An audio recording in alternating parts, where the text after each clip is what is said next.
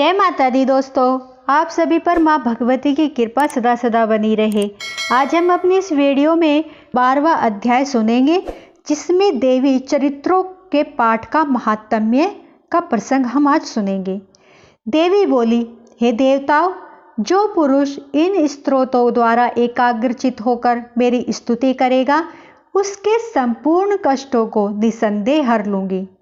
मधुकेटव के नाश, महिषासुर के वध और शुंभ तथा निशुंभ के वध की जो मनुष्य कथा कहेंगे, मेरे महात्म्य को अष्टमी, चतुर्दशी व नवमी के दिन एकाग्रचित और भक्ति पूर्वक सुनेंगे, उनको कभी कोई पाप न रहेगा।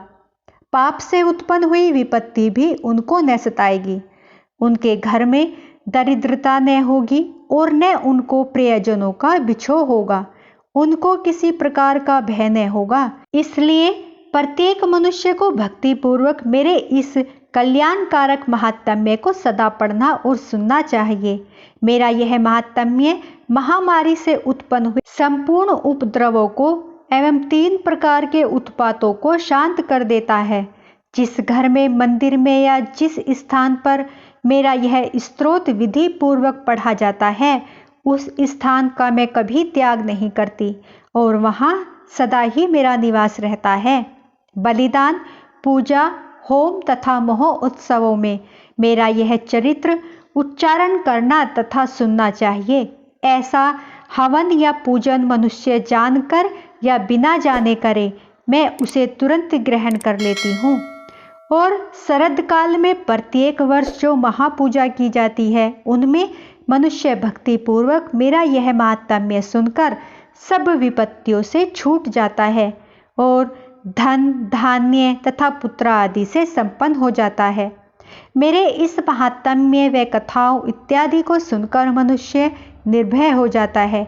महात्म्य के श्रवण करने वालों के शत्रु नष्ट हो जाते हैं तथा कल्याण की प्राप्ति होती है और उनका कुल आनंदित हो जाता है। सब कष्ट शांत हो जाते हैं। भयंकर स्वप्न दिखाई देना, घरेलू दुख इत्यादि सब मिट जाते हैं। बाल गृहों में ग्रसित बालकों के लिए यह मेरा महात्म्य परम शांति देने वाला है। मनुष्यों में फूट पड़ने पर भली भांति मित्रता करवाने वाला है।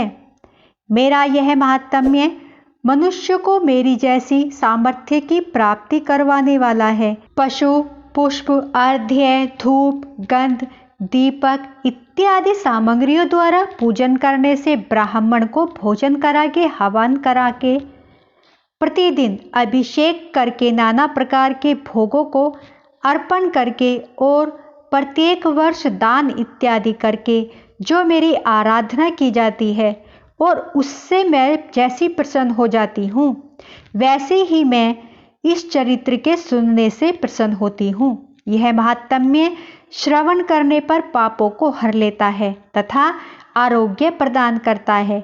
मेरे प्रादुर्भाव का कीर्तन दुष्ट प्राणियों से रक्षा करने वाला है। युद्ध में दुष्ट दैत्यों का संहार करने वाला। इससे सुनने से मनुष्य को शत्रुओं का भय नहीं रहता। हे देवताओं, तुमने जो मेरी स्तुति की है अथवा ब्रह्मा जी ने जो मेरी स्तुति की है, वह मनुष्यों को कल्याणमयी बुद्धि प्रदान करने वाली है। वन में, सूने मार्ग में अथवा दावानल से घिर जाने पर, वन में चोरों से घिरा हुआ या शत्रुओं द्वारा पकड़ा हुआ, जंगल में सिंहों से, व्याघ्रों से या जंगली हाथियों द्वारा पीछा किया हुआ, राजा के क्रुद्ध हो जाने पर, मारे जाने के भय से, समुद्र में नाव के डगमगाने पर, भयंकर युद्ध में फंसा होने पर, किसी भी प्रकार की पीड़ा से पीड़ित होने पर, घोर बाधाओं से दुखी हुआ मनुष्य मेरे इस चरित्र को स्मरण करने से संकट से मुक्त हो जाता है। मेरे प्रभाव से सिंह, चोर या शत्रु इत्यादि दूर भाग जाते हैं और पास नहीं आते। महर्षि ने कहा, प्रचंड पराक्रम वाली भगवती चंडी का यो कहने के पश्चात सब देवताओं के देखते ही देखते अंतर्ध्यान हो गई और संपूर्ण देवता अपने शत्रुओं के मारे जाने पर पहले की तरह यज्ञ भाग का उपभोग करने लगे। उनको अपने अधिकार फिर से प्राप्त हो गए तथा युद्ध में देवताओं के शत्रुओं शुंभ और निशुंभ के देवी के हाथों मारे जाने पर बाकी बचे हुए राक्षस पाताल को चले गए।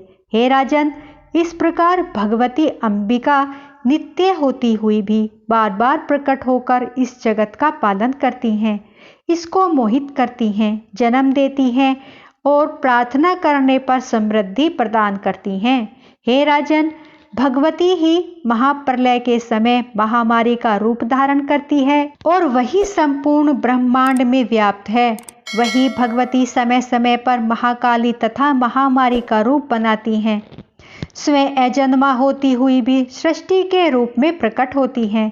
वह सनातनी देवी प्राणियों का पालन करती हैं और वही मनुष्य के अभ्युदय के समय घर में लक्ष्मी का रूप बनाकर स्थित हो जाती हैं तथा अभाव के समय दरिद्रता बनकर विनाश करती हैं। पुष्प, धूप और गंध आदि से पूजन करके उसकी स्तुति करने से वह धन एवं पुत्र देती हैं और धर्म में शुभ बुद्धि प्रदान करती हैं। तो बोलो जय माता दी। दोस्तों, हमारा 12वां अध्याय यहीं पर समाप्त होता है। दुर्गा सप्तशती का 13वां अध्याय सुनेंगे। इसमें हम राजा सूरत और वैश्य को देवी का वरदान का प्रसंग सुनेंगे। तो शुरू करते हैं। बोलो जय माता दी। महर्षि मेधा ने कहा, हे राजन, इस प्रकार देवी के उत्तम महात्म्य का वर्णन मैंने तुमको सुनाया। जगत को धारण करने वाली इस देवी का ऐसा ही प्रभाव है। वही देवी ज्ञान को देने वाली है और भगवान विष्णु की इस माया के प्रभाव से तुम और यह वैश्य तथा अन्य विवेकी जन मोहित होते हैं और भविष्य में मोहित होते रहेंगे। हे राजन, तुम इसी परमेश्वरी की शरण में जाओ। यही भगवती आराधना करने पर मनुष्य को भोग, स्वर्ग तथा मोक्ष प्रदान करती है। मार्कंडेय जी ने कहा, महर्षि मेधा की यह बात सुनकर राजा सूरथ ने उन उग्र व्रत वाले ऋषि को प्रणाम किया और राज्य के छिन जाने के कारण उसके मन में अत्यंत ग्लानि हुई। वह राजा तथा वैश्य तपस्या के लिए वन को चले गए। नदी के तट पर आसन लगाकर भगवती के दर्शनों के लिए तपस्या करने लगे। दोनों ने नदी के तट पर देवी की मूर्ति बनाई और पुष्प, धूप, दीप तथा हवन द्वारा उसका पूजन करने लगे। पहले उन्होंने आहार को कम कर दिया, फिर बिल्कुल निराहार रहकर भगवती में मन लगाकर एकाग्रता पूर्वक उसकी आराधना करने लगे।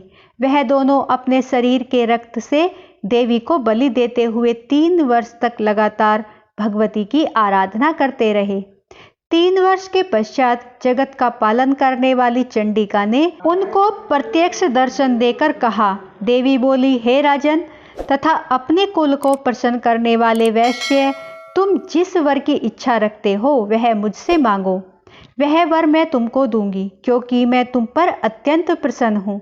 मार्कंडेय जी कहते हैं, यह सुन राजा ने अगले जन्म में नष्ट न होने वाला अखंड राज्य और इस जन्म में बलपूर्वक अपने शत्रुओं को नष्ट करने के पश्चात अपना पुनः राज्य प्राप्त करने के लिए भगवती से वरदान मांगा।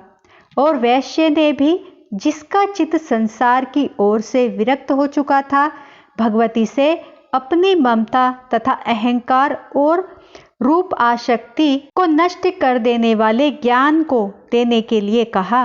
देवी ने कहा, हे राजन, तुम शीघ्र ही अपने शत्रुओं को मारकर पुनः अपना राज्य प्राप्त कर लोगे। तुम्हारा राज्य स्थिर रहने वाला होगा। फिर मृत्यु के पश्चात आप सूर्य देव के अंश से जन्म लेकर सार्वनिक मनु के नाम से इस पृथ्वी पर ख्याति को प्राप्त होगे। हे वैश्य, कुल में श्रेष्ठ, आपने जो मुझसे वर मांगा है वह आपको देती हूँ। आपको मोक्ष को देने वाले ज्ञान की प्राप्ति होगी। मार्कंडेय जी कहते हैं, इस प्रकार उन दोनों को मनवांछित वर प्रदान कर तथा उनसे अपनी स्तुति सुनकर भगवती अंतर्ध्यान हो गई। और इस प्रकार क्षत्रियों में श्रेष्ठ वह राजा सूरत भगवान सूर्य देव से जन्म लेकर इस पृथ्वी पर सार्वनिक मनु के नाम से विख्यात हुए। तो बोलो जय माता दी। दोस्तों आज हमारा 13वां अध्याय और दुर्गा सप्तशती का अंतिम अध्याय यहीं पर समाप्त होता है। मेरी वीडियो आपको अच्छी लगी हो तो प्लीज़ दोस्तों लाइक सब्सक्राइब शेयर जरूर करें। जय माता दी और कमेंट बॉक्स पर जय माता दी जरूर लिखें।